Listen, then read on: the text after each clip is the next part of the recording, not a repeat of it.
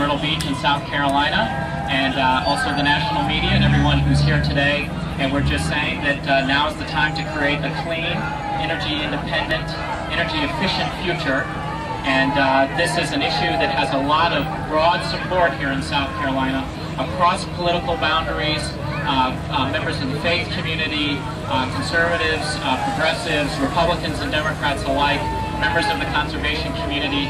And today we have a very special guest, the National President of Republicans for Environmental Protection, Myrtle Beach, is here, and she's going to address a few comments to everyone who's gathered. Martha, if you'd like to step up to the podium, thanks for coming. Thank you, John. I'm very pleased to be here. I don't think I can be heard. Can you hear me? All I hear is the Romney crowd behind me. My name is Myrtle Beach, and I'm the president, as we said, of Republicans for Environmental Protection. We call it REP for short.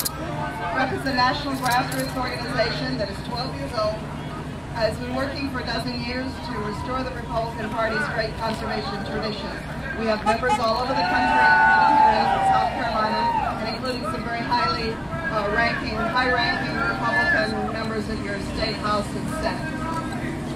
Our Republicans for Environmental Protection trademark slogan is, quote, conservation is conservative. We argue that there is nothing more fundamentally conservative than conservation, and that includes, of course, conserving the climate on which our entire life and lifestyle and world depend.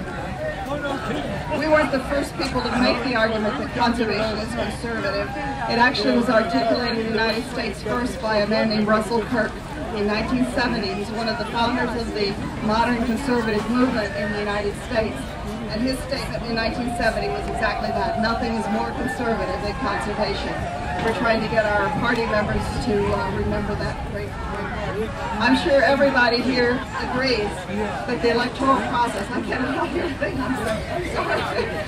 I know you do. I'm sure we all agree that the electoral process we're going through right now is critical. It's a vitally important thing that we get our candidates of both parties to address climate change as a fundamental overarching environmental issue of our day. But I'm going to depart from the crowd, I suspect, here by suggesting that is the outcome of the Republican primaries this year that will be have more impact on the overall tenor of the country going forward is how it addresses climate change. The Republican primaries are probably more important than the Democratic ones. And the reason for that is that there's not much difference between any of the Democratic candidates on climate change. They all basically think alike. You could probably not find too much difference between any of them. However, there is a significant difference among the Republican presidential candidates on climate change. And on the Republican side, making the right choice, the correct choice, is vitally important so that we will go into the general elections in November with two strong candidates, nominees of both parties who are fully supportive of environmental protection and especially of support for climate change initiatives. Now, the political landscape right now may not appear to favor the Republicans. It seems to favor the Democrats for a number of reasons, which you all know. But you can never be sure how an election will turn out, and you can never be sure which issues will end up mattering the most. And so REP, my organization, is working to ensure that in November, Americans do in fact have a choice between one strong pro-environment, pro-action on climate change among the Democrats and one strong pro-environment, pro-action on climate change among the Republicans. That's our goal. Now, we simply cannot afford to wait for action on this. We cannot afford to foot drag for a few more years. Republicans for Environmental Protection actually has endorsed a Republican who we believe is very strong on climate issues and other environmental issues. I've been asked not to mention him, but I will tell you that there is one. And if you're curious to know who he is, you can go to our website and find him on rep.org. Now, I want to say one thing before I conclude. The fight against climate change is a conservative cause. It's not a liberal cause. It's a truly conservative cause. Now, some people may find that statement extraordinary. Some people may not believe that statement, but it is truly conservative to take personal responsibility for our actions. It is truly conservative to protect our nation from the dangerous risks, more extreme weather, of water shortages and coastal flooding. And it is truly conservative to look out for the welfare of future generations. Unfortunately, in today's world, Unfortunately, in today's political world, for a Republican to take a strong stand on issues like climate change is dangerous and gutsy. And we do have, as I said, one candidate who is willing to take the risk and has been very gutsy. So in closing, and I've lost my sheet, I want to tell you that we need a conservative nominee for the Republican Party, a conservative president who will address climate change and will not run away from this issue. And we at REP, Republicans for Environmental Protection, are working very hard to ensure that that man wins the nomination of the Republican Party. Thank you very much. Thank you, Martha.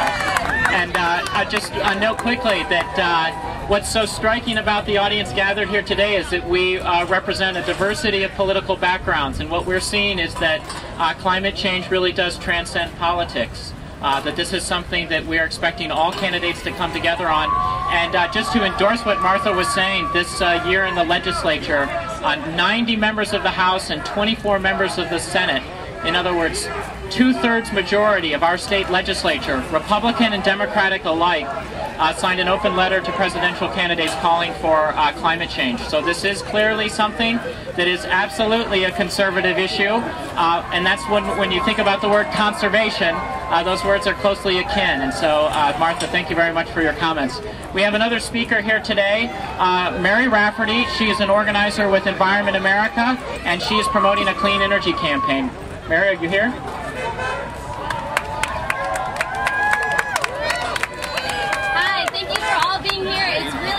To be outside here with a bunch of people who are really concerned about stopping global warming and making sure that our future is a clean energy future and not a dirty energy future.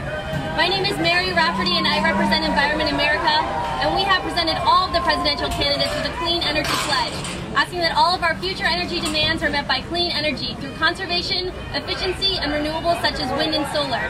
It is my hope that all of the candidates, not just one of the candidates, not just two of the candidates, but every single candidate, both Republican and Democrat, take this pledge and make sure that in the future we have a clean energy future.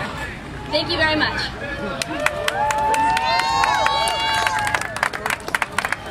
Thank you, Mary. And we have one last speaker. She's traveled all the way from the North Pole to address us today. Very concerned about the melting polar ice caps. And of course, for folks here in Myrtle Beach, that should be of concern as well. Rising sea levels is one of the consequences of climate change. So I'll just give it to Frosty the Snow Woman. Frosty. Thank you. Can you hear me? Alright, well my name is Frosty, and I'm here because I'm concerned about keeping the Arctic cold, making sure we still have winters, and making sure that in years to come, children will be able to enjoy snowmen like myself. We need all of the candidates to make sure that we have a clean energy future, and that they all are going to address the issue of global warming. So thank you for coming out, and we'll see what happens.